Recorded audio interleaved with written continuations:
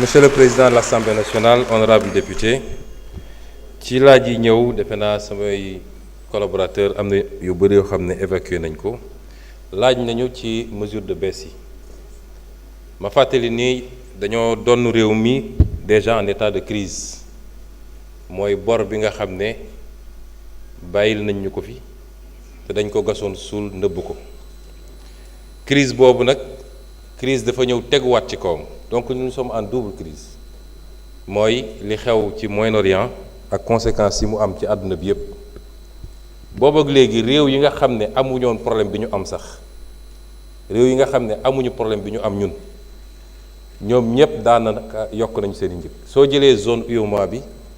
pratiquement réew yépp yokk nañu seen prix carburant ci ñetti weer yi amul bu des mennum Sénégal moo fi defagul augmentation ci carburant bi boo xoolee réew yi ñu ëpp doole fuuf ba ci réewu tugal yi demoon nañu ba commencé am ay problème approvisionnement ci carburant pour le moment ñi ngi sant yàlla amaguñu problème boobu li muy firndeel mooy ñun bi ñu egsee suñu principale priorité c'est d'abord une priorité sociale mooy nu ñuy def ba wàññil askan wi coono gi ñu dund yàlla xam na ne bu ñu fi fekkoon réew boo xam ne donn nañ ko ci un taux d'endettement de 70%, 75%, 80% sax kon tey njëg yi mun nañ ko wàññiwaat de moitié mais malgré tout bi ñu egsee laa ne la mettre en place un comité ñu liggéey ci primature ba aboutir première mesure de baisse yi nga xam ne ministre yi fàttali nañ ko léegi am na première mesure de baisse yi nga xam ne ceeb beeg diwlin beeg suukar beeg ñoom seen la woon deuxième mesure de baisse bi ñu def ko ci électricité bi ci carburant bi muy super bi muy gasoil bi ak yeneen yu ni mel kon loolu li muy firnde mooy ñun lu ñuy teel mooy askan wi ministre des finances wax na ko léegi bi crise bi amee au Moyen-Orient yéen budget bi ngeen voté fii yéen a ngi ko voté woon sur une prévision baril pétrole à $64 tey ñi ngi ci double bi te suñuy wax pétrole du rek impact bi du rek ci la ngay jënd ci carburant ci station bi wala gaz bi wala électricité bi déedéet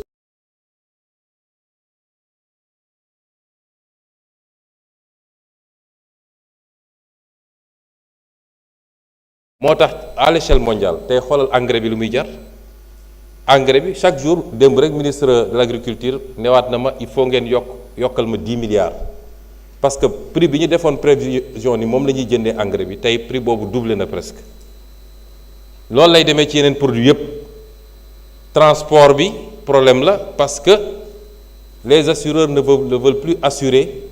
les navires yi nga xam ne dañu war a transporter carburant surtout jóge ci golfe bi donc impact yi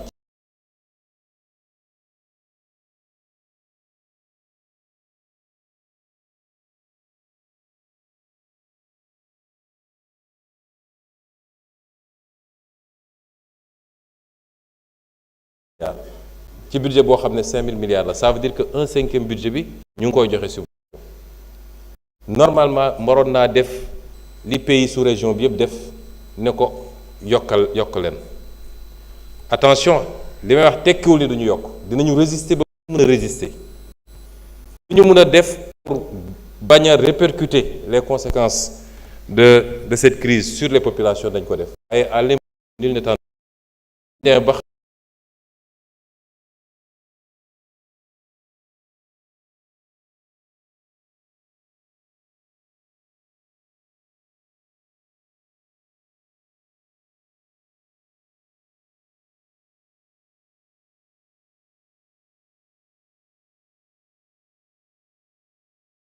mais soo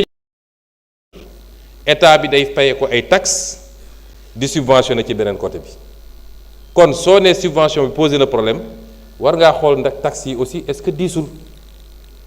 boo bëggee liggéey da ngay liggéey ci ñaari tableau yi moo tax ma wax ministre de l'énergie ak ministre des finances ak samay équipe ñu liggéey ci trouver l'équilibre entre les taxes et les subventions ma jox leen ay chiffres yu simples soo jëlee 2021 ba 2025 ci ñaari at rek la état bi subventionné plus qu'il n'a taxé muy 2022 où on a subventionné pour 750 milliards taxé pour 523 milliards donc subvention bi dëgg-dëgg soo defee différence bi mooy 222 milliards yi parce que da ngaa fayeku lii jeexawaat lii bu dee li nga fayeku li nga joxe moo ko ëpp subventionné nga mais bu dee li nga joxe moo ëpp li nga wala li nga taxé moo ëpp li nga subventionné kon am na benn reliquat boo xam ne ba léegi état bi ci bénéfice am la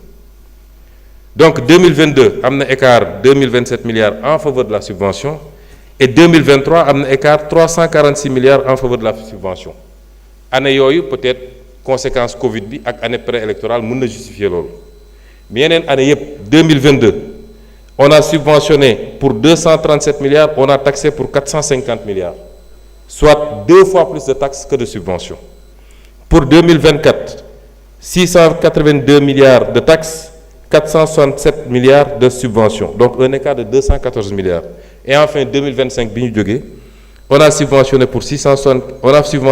380 milliards et on a taxé pour 665 milliards donc 2 fois plus.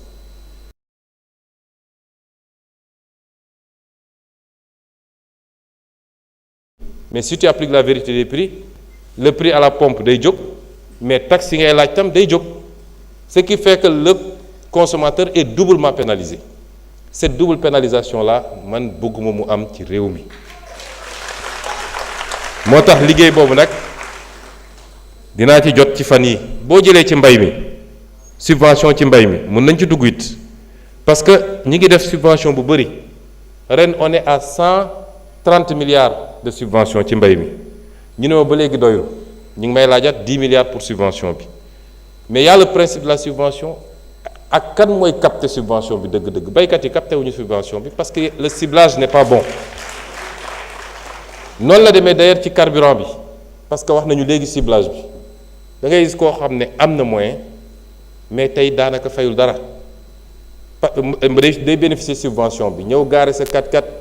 boo xam ne essence ay consommé mu leer ni kii am na moyen mais moom day bénéficier ci subvention bi or la subvention par essai est censée cibler les couches les plus défavorisées moo tax liggéey boobu it ci lu ñuy def ba cibler ko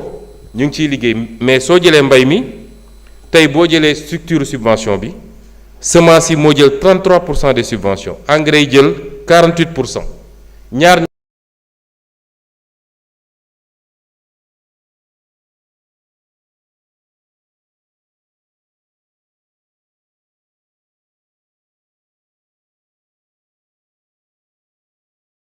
semence bi ak subvention bi moi je préfère ñu def ay transfert aux producteurs ñoom ñu tànn lu ñu bëgg a jënd mais nga orienter subvention bi beaucoup plus ci mécanisation et équipement bi orienter ko beaucoup plus ci def ay forage partout ci Sénégal ba nit ñi mën a bay noor bay nawet ci loolu lañ jëm kon li ngeen tudd ci la jëm ci njëg yi malgré la double crise que je viens de dire ñu ngi ci ba léegi laaj nañ ma nag ci train de vie de l'État bi ñu ñëwee ba léegi ci loolu la ñuy liggéey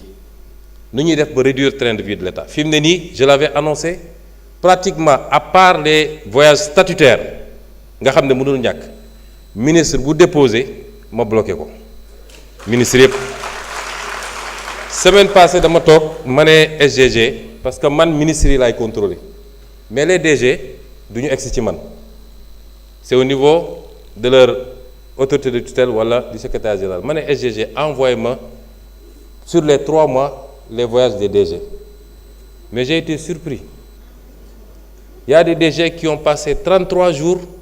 sur les 90 jours à l'étranger 33 jours ñii 27 jours ñii 15 jours yooyu yëpp on va y mettre un terme et c'est pourquoi j'ai demandé à ce que désormais même pour les voyages des DG que ça soit soumis à mon appréciation balaa benn DG di jóge ci réew mi laaj na ñu it ci am na ko wax léegi ci mbirum loi bi nga xam ne wote nañ ko fii mu wax ni loi bi man maa jël initiative wax naa ko fii du loo xam ne dañ koo jël ci coxor wala parce que dañu bëgg a métital nit am na loo xam ne boo koy def yàlla dénk la responsabilité doo ci seet lu dul luy njëriñu réew waaye defoo ko pour orienter ko ci Masamba wala Mademba waaye nag Masamba ak Mademba bu mu dal gis nga waaw boo koy wote député yi fii mun nañ daje voté loi code électoral waaye député yi génn fii léegi moom ci boppam loi bi dal ci kawam parce que violé na benn feu rouge wala circule na fu mu waroon circuler la loi par essence est impersonnelle une fois qu'elle est votée nag li may wax ma insister ci une fois qu'elle est votée ki ko voté ci boppam s'il est sous le coup de la loi sera appliquée de manière totale, impartiale et sans hésitation. ma wax nag ni ñi nga xam ne ñoom seen bopp ñoo bañ a wote loi bi pendant des décennies ña nga xam ne ñoom ñoo koy xeex ñi nga xam ne ñoo taxaw fii sax ne ñoom du ñu wote loi bi tey ñoom ñoo am lu ñu war a wax ci application loi bi député ministre président doomu jàmbur xaritu jàmbur képp koo xam ne tey tu es sous le coup de cette loi la loi sera appliquée te intervention du jóge fenn man kilifa yu bëri woon nañ ma ci loi bi ay kilifa diine yu mag ku ne ay amagul ku ma ne diw loi bi dal na ko jege na ma damaa bëgg ngeen bàyyi ko wala yu demee noonu amagul ñépp rafetlu loi ba démb ba fi ma jaar ci suñu mbokk jàngu yi amul kenn koo xam ne rafetluwul loi bi nga xam ne jël nañ ko ci Sénégal li loi bi di wund nag mooy wala li développement yi am mooy lii du guléet fii de waaye dañ leen daan protéger parce que du ñu ne ci ñaari at yi la fi yëpp am kuñ fi jàpp nee na la depuis 2000 nangam 2014 2010 2010 maa nga ca woon yàgg nañ fee jàpp nit ñu def pression ci procureur ne bàyyi leen ko daggal ko billet mu génn réew mi loolu am na yàgg na am ci réew mi ñun lii ñuy def nii ñi ñu jiitu bu ñu ko defoon mbir mi du egg ampleur bi du egg ampleur bi te nag fu ñu ko foogee nag ndekete weesu woon na ko kan fii moo bëgg doomam mujje foofu ñi mu dal sax ñoom seen bopp ñoo ngi naan lii nattu la mënuma ci dara waaye maa ngi bëgg a tuub mooy loolu mooy wane ni kenn bëggu ko waaye di phénomène demoon na ba nga xam ne ci école yi la ñuy taxaw di recruter xale yi di leen jox ay portable wala xaalis pour mu leen détourner loolu waral ni bu ñu réagir woon dañuy xëy yeewu ñun ñëpp kenn ku ne ñu ne la sa biir kër sa nangam ma nga ca te rawaguñ ci sax et c'est pourquoi cette loi si elle doit être renforcée même elle le sera et nous insistons man nag duma justice du man may appliquer waaye la justice doit veiller à l'application totale, intégrale, impartiale et parfaite de cette loi parce qu'il y va des intérêts supérieurs de cette nation. Et j'ai entendu beaucoup de gesticulations dans des pays étrangers, particulièrement la France. S'ils ont opté pour ces pratiques que je ne veux même pas nommer, c'est leur problème, mais nous n'avons pas de leçon à recevoir d'eux. Absolument pas de leçon. Aucune leçon. S'il y a intolérance, on doit le chercher dans ces pays. Ou pas plus tard qu'il y a 4 jours, une avocate a été attaquée parce qu'elle s'est fait interviewer avec un foulard sur la tête. C'est ça l'intolérance. C'est ces pays-là qui sont intolérants. Nous n'avons pas de leçon de recevoir de personne. Le peuple sénégalais souverain, dans sa totalité, je ne dis même pas dans sa majorité, ne veut pas de ces pratiques ici au Sénégal. Barki dem dama doon waxtaan ak un de mes ministres mu ne ma oui l'objectif c'est de casser la chaîne de transmission du VIH ma ne ko non l'objectif n'est pas de casser la chaîne de transmission, c'est un des objectifs sous-jacents, mais l'objectif principal c'est de mettre un terme à la prolifération du phénomène. Ça l'objectif principal. kon loolu jàpp naa ni am nañu satisfaction pour le moment ci application de la loi et nous insistons parce que nag bëri na lu ñu ciy wax fii il sera pas question de cacher les gros poissons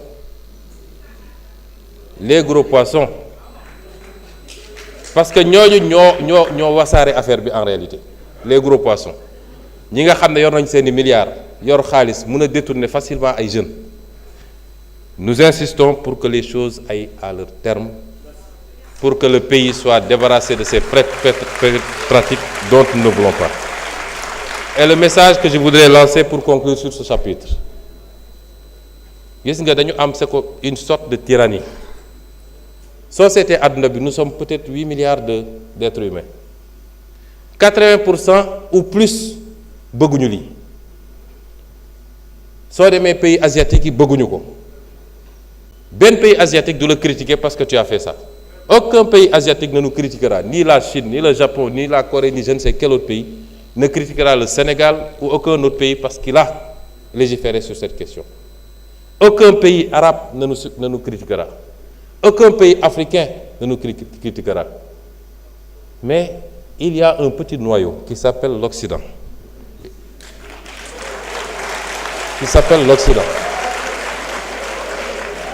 Et au sein duquel, d'ailleurs, le débat n'est pas tranché parce qu'il y en a beaucoup en Occident qui n'en veulent pas. Et selon les pays, les proportions varient. Donc, il y a moins de 5 ou 10% de la population mondiale, parce qu'ils ont les moyens, parce qu'ils maîtrisent les médias, qui veulent imposer leur dictat, leur culture, leur civilisation. D'ailleurs, on n'osera pas parler de civilisation avec cette affaire-là, parce que ce n'est pas de la civilisation, et qui veulent aujourd'hui l'imposer au reste du monde. Au nom de quoi? Et nous avons une partie de nos élites, de nos intellectuels qui sont complexés, qui ont été complètement formatés à des trucs et qui ont peur de leur propre ombre. Nous, au Sénégal, n'avons pas le droit de dire en tant que Sénégalais que nous ne voulons pas de cela. Y compris ces soi-disant intellectuels africains, élites, qui écrivent au président de la République, qui a librement promulgué la loi parce qu'il est avec cette loi, et qui écrit pour demander un moratoire. Il n'y aura pas de moratoire. Cette loi sera appliquée. Monsieur le Président, je voudrais terminer par des interpellations sur les difficultés que vivent les Sénégalais. Oui, les Sénégalais vivent des difficultés. Nous les vivons avec eux. Et on nous dit quelle solution préconiser. Je viens de parler de beaucoup de précautions. L'État est en train de prendre sur lui pour éviter de répercuter un certain nombre de chocs sur les populations. C'est déjà des solutions. Le plan de redressement, on parle de redressement. Pourquoi on redresse? On redresse quoi? Ce qui a été tordu. Tordu par qui? Par ceux-là aujourd'hui qui se permettent de nous demander des solutions. Je vais vous dire mes solutions. En dehors de ce que je viens de dire, l'une des solutions, c'est que ñi fi def dette cachée, ñi fi piller le pays, ñi fi enrichir, ñi fi détourner, commençons par les mettre tous en prison et à leur réclamer de restituer ce qu'ils ont pris au Sénégal. Ça, c'est une première mesure. Ñu boole ci yeneen yi ma wax yépp. Et en ce moment, vous verrez s'il n'y aura pas de solution. Enfin, je voudrais terminer par dire aux Sénégalais que ñoom lañ fi nekkal. Sénégalais lañ fi nekkal.